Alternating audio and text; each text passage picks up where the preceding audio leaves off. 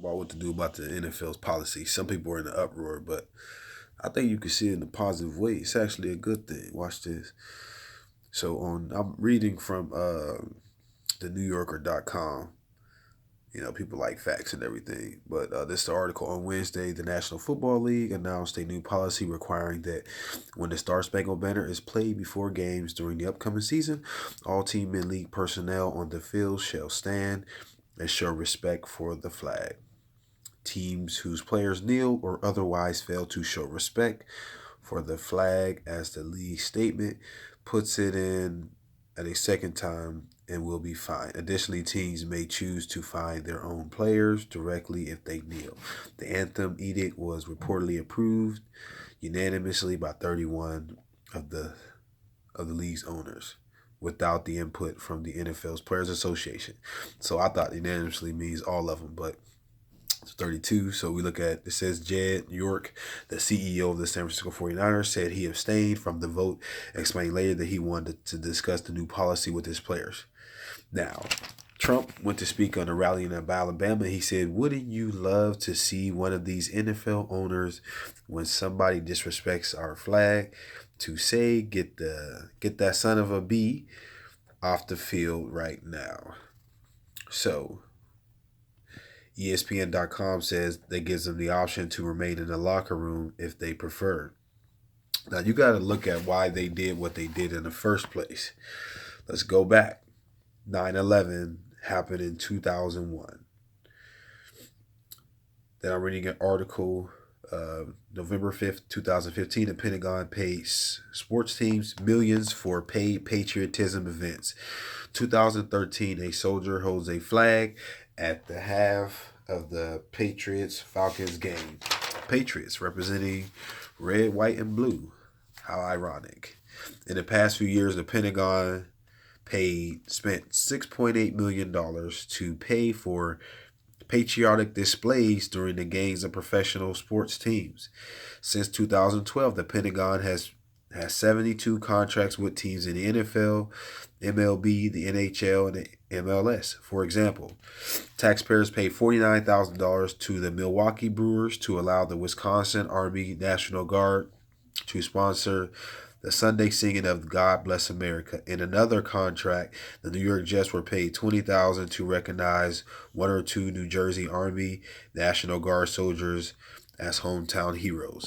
Now let's go back. You got to understand that the NFL, they're in the business to make money. NFL owners are in the business to make money. So if you want to come, think about it as a business owner. If you want to come pay me some ridiculous amounts of money to let me recognize somebody, oh yeah, why not? You want to give me $20,000 for me to let them stand there? That's good.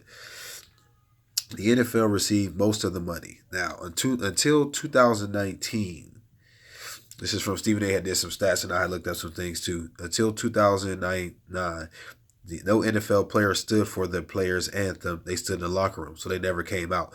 Now, you got to remember when 9/11 came out, and so they wanted to do this as paid patriotism, as they call it, because they wanted to go back and to fight for that. And the NFL was the biggest sports, saying most people watch the NFL more than any other sport. And it says it was seen as marketing strategy to make players look more patriotic. U.S. Department of Defense paid the NFL $5.4 million between 2011 and 2014 to stage on-field ceremonies as military budget lines items. So when you put a stage means that you want to make it look like something, or you want something people to look at and see it as that. Some people coming out. So people fail to realize that players didn't have to stand before. They were told to stand and think about it. The NFL is about making money. So you gonna pay me millions of dollars? Okay, cool. Sure. The Falcons, I think, received most of the money, and then the Patriots was next. So watch this. And then you look at why Trump said all what he said. Because see, back then, Trump owned the New Jersey Generals back in 1984. There was a USFL league.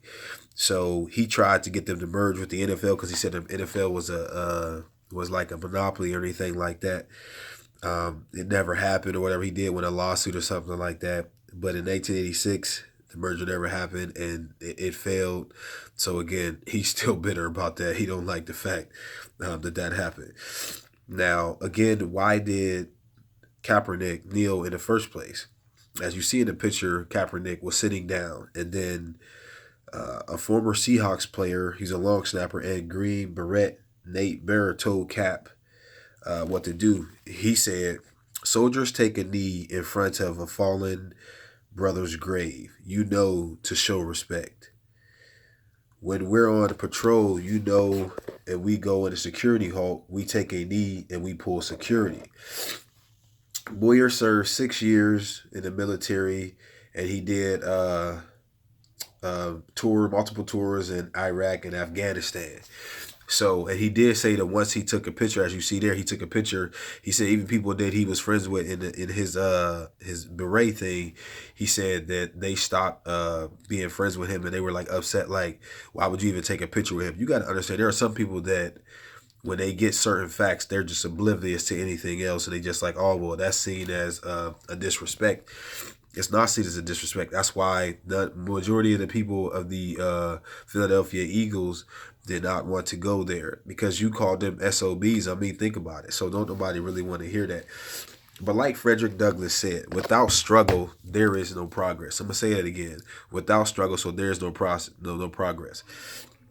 So all we have to do now is stay in the locker room. We have the option now. So let everybody just stay in the locker room. The ones that want to do that and watch. It's going to cause the NFL to still have to do something differently. You know what I'm saying? Because they have turned it.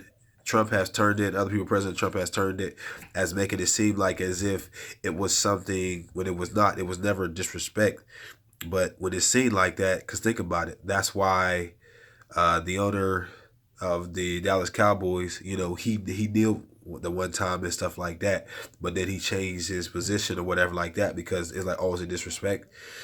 It's not disrespect. Saying, like I said, the Boyer who he talked to, Kaepernick, he said, sitting down, they might take it as a disrespect, so why don't you kneel?